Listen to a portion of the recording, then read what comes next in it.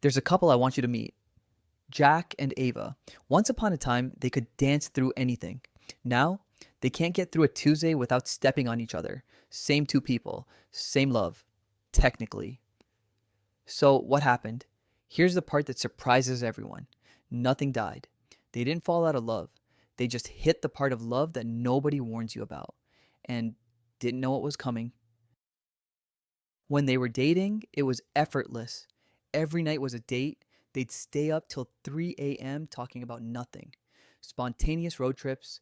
Money was tight, but it didn't matter. Freedom was the whole point. They moved together perfectly.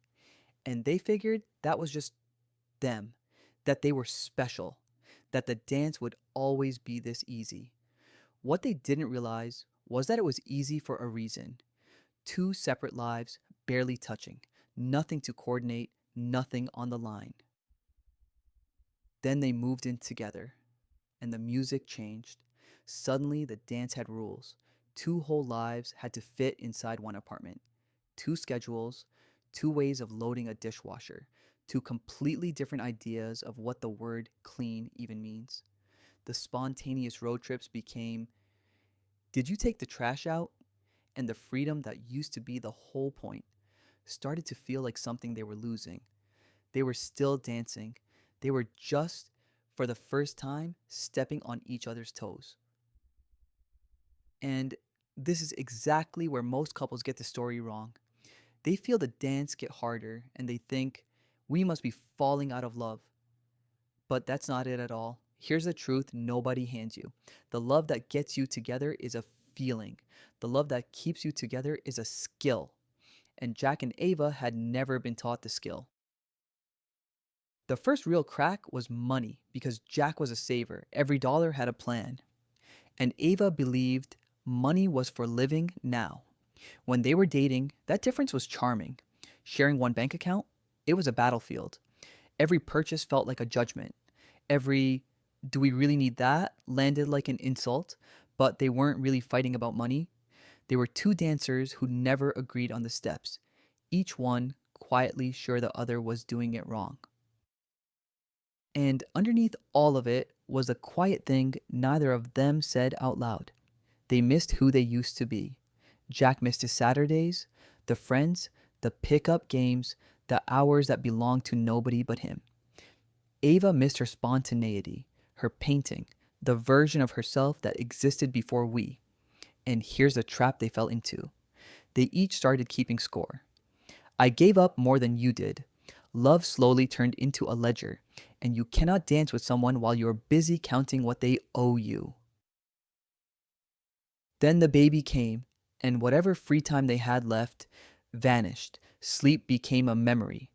The dishwasher fights got louder, and because now everything was louder, they stopped being a couple who happened to be parents and became two exhausted people passing each other in a hallway, trading a crying baby back and forth like a shift change. One night, Ava realized she couldn't remember the last real conversation they'd had that wasn't just logistics, they weren't dancing anymore, they were surviving in the same house, completely alone. Here's the moment it turned. And it wasn't a big fight or a dramatic heart to heart. It was small. One night, half asleep, a song came on, their song. From the dating days, and out of pure exhaustion, Jack just reached out his hand, and Ava took it. Right there in the kitchen, at midnight, with a baby monitor crackling on the counter, they swayed. Badly. Completely out of practice. And they both started to laugh. The first real laugh in months. And in that tiny moment, they finally understood the thing they'd been missing. The easy dance was never coming back on its own. This new one had to be led, on purpose. So they started leading, not perfectly, on purpose. First, the money. They stopped fighting over the steps and actually agreed on them, together. Some to save, some to live now. One plan they both signed. Then, the freedom. Instead of keeping score, they started giving it back to each other. Go play Saturday. I've got the baby, and Sunday morning is yours, Ava. Go paint. Freedom stopped being the thing the marriage took from them and became something they handed each other on purpose.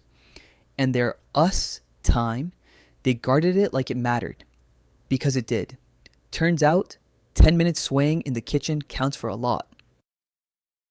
It's years later now, and I won't lie to you, it's still hard. The dance is still clumsy some days. There's still a dishwasher to argue about, but they're dancing. Through the tired days, the tight months, the beautiful chaos of a house full of life, they move together now, on purpose, because they finally learned how. And here's what they figured out: that effortless dance from the dating days, it was gorgeous, but it was easy. This one, the hard one, the one they actually built, this is the one that means something. They didn't lose the magic, they earned a deeper kind. So if you're in the clumsy part right now, the bills, the exhaustion, the stepping on each other's toes, hear this. You're not failing. Falling in love was the easy part. Anyone can dance when the music's perfect and there's nothing on the line. The real thing is two people who keep choosing to find the rhythm when it's hard, who give each other freedom instead of keeping score, who build the life on purpose together. That isn't the end of the romance. That's where the real one finally begins. So, reach out your hand and lead. Thanks for being here today. If this story made you think even a little, then it did its job. If you haven't yet, hit like and subscribe. There's a new story every week, and if it might mean something to someone you know, share it. Take care of yourself, and I'll see you in the next one.